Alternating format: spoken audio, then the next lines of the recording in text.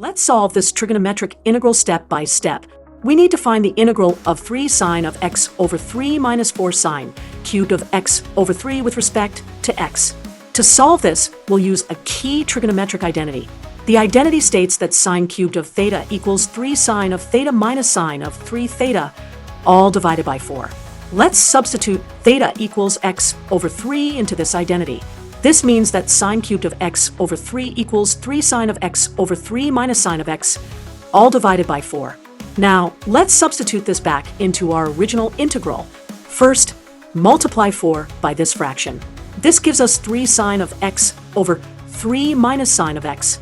The 3 sine of x over 3 terms cancel out, leaving us with just the integral of sine x dx. And we know that the integral of sine x is negative cosine x plus c. This is our final answer. Let's verify this answer by looking at the key steps. First, we used the sine cubed identity. Then, we made our substitution of x over 3. The terms canceled out to give us a simple integral of sine x. And finally, we got our answer, negative cosine x plus c.